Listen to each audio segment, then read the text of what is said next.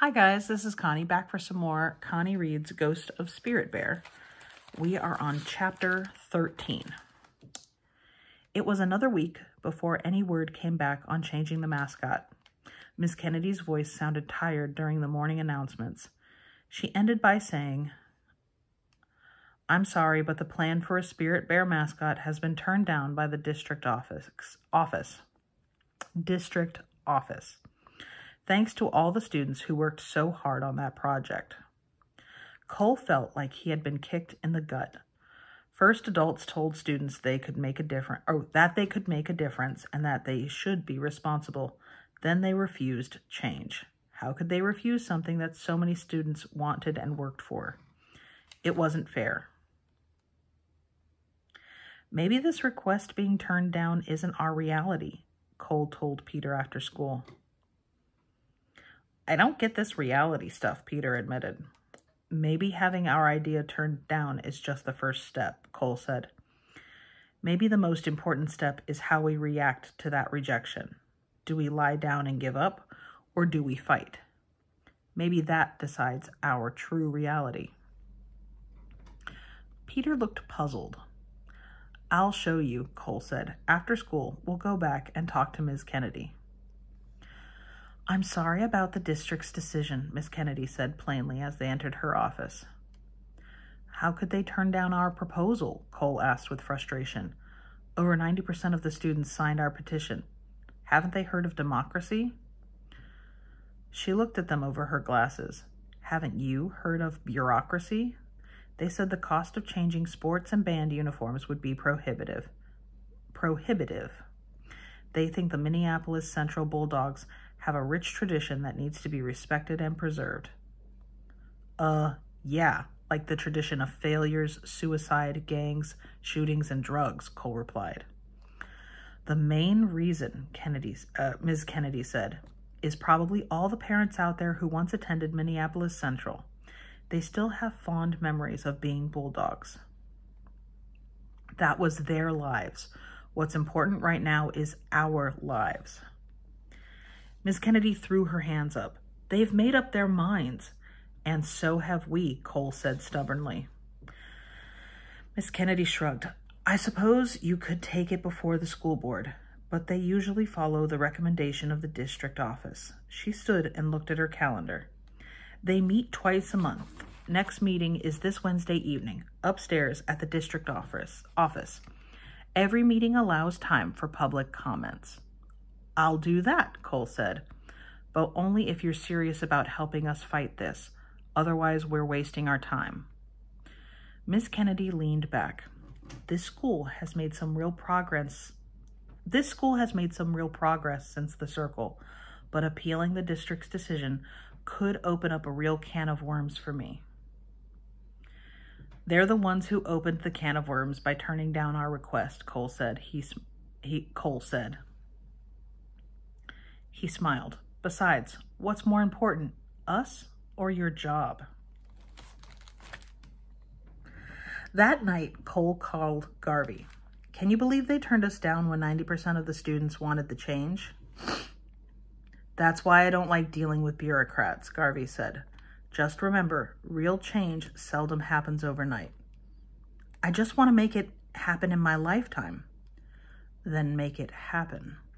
"But how?" Cole asked. Before Garvey could answer, Cole added, "I know, I'll think of something." "You will," Garvey answered. Nervous, Cole attended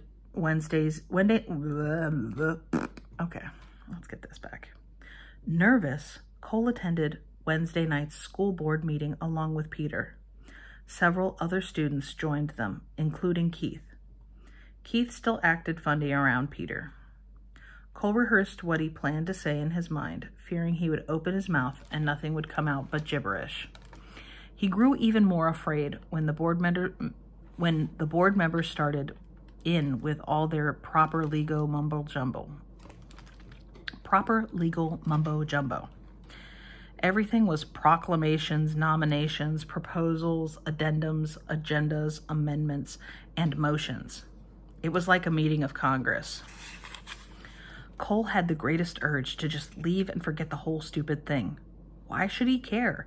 Ms. Kennedy didn't, but too many students had joined him. He couldn't back out. Cole forced in deep breaths to keep from freaking. Finally, the board chairman, a short, balding man, announced that the meeting was open for public comments. Cole raised his hand.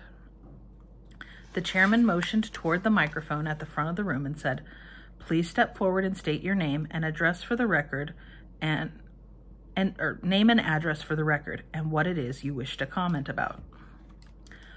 Cole wiped his sweaty palms on his jeans as he walked to the front of the room. There were 9 board members and nearly 50 people attending the meeting. Cole swallowed, then stated his name and address.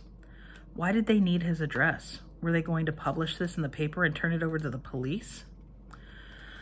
Briefly, Cole told them who he was and what he had experienced on the island, something he suspected they already knew. "The circle is what helped me," he said, "and that is why we had a circle at school." "Yes, I've heard about you and Alaska, and I also heard about your school's circle," the chairman said. "But what is your request or comment tonight?" "Well, the circle is why I'm here," Cole said. "We need your help. Why is our mascot a growling bulldog if real strength comes from inside ourselves?" He paused. "The spirit bear showed me my inner strength. To show that we want real change, we want to change our mascot and team name to the Minneapolis Central Spirit Bears." Cole walked up and handed over the petition and cost estimates. "We've collected these. Over 90% of the students agree this is what they want." "It sounds good, but this type of request needs to be submitted to the district office," the chairman said, glancing over the papers. "We did that, and they turned it down. They said it would be too expensive." "Have you considered that aspect?" another board member asked. Cole nodded. "You have the rough estimates of cost with the petition, but the real costs are when the students fail or turn out to be losers." The board members exchanged glances as the chairman handed the paperwork down the table. "We'll take this under consideration. If we think there is merit, we'll schedule it as an agenda item for discussion at our next meeting in 2 weeks." The man took his glasses off and set them on the table to end the conversation. Cole looked around. "So that's it?" The chairman nodded and smiled politely. "That's it." He looked past Cole into the audience. "Are there any other public comments?" Feeling defeated by the board's curt reaction, Cole left the meeting with Peter and the other students.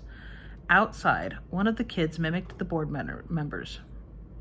"We'll discuss this later," he said in a Donald Duck voice. Everybody laughed. "Yeah, I'll bet they'll discuss it," one student grumped. "I'll bet the petition is already in the garbage can." Cole turned to Keith. "Thanks for coming tonight." "Whatever," Keith said, not meeting Cole's eyes. "Is something wrong?" Cole asked. Cole turned to Peter. "Can we talk?" he asked. Peter eyed him suspiciously. "You were one of the guys who beat me up, weren't you?" Keith shook his head. "No, but I know who it was." "Who?" Peter said. "I can't rat on my friends." "You can't or you won't," Peter said, staring. He blinked as he fought back tears. "If you protect them, you're scum too," he shouted. Then he turned and ran. Cole looked Keith hard in the eyes. "Peter's right. If that's the kind of friends you want, you're scum too. I thought you were better than them." Keith hung his head. "I could have stopped it, but I wasn't big enough. I told the guys later that what they did was chicken, and I've quit hanging out with them. Can you talk to Peter for me and explain?" "Explain what? That you were a jerk and you're not able to stand up to a bunch of losers?" Keith swallowed a smile. "That would be a good start." "A good start would be for you to do what's right." "You mean rat on them?" "I mean do what's right."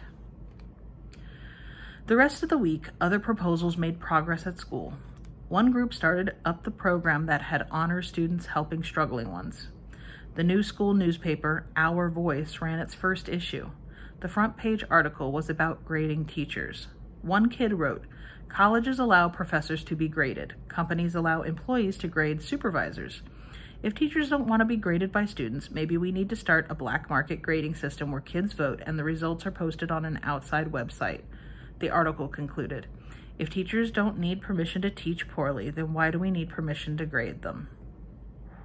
Several teachers threatened to have the newspaper closed down because of the article, but Ms. Kennedy sided reluctantly with the students, saying, I support the paper and a student's right of expression as long as they respect other viewpoints.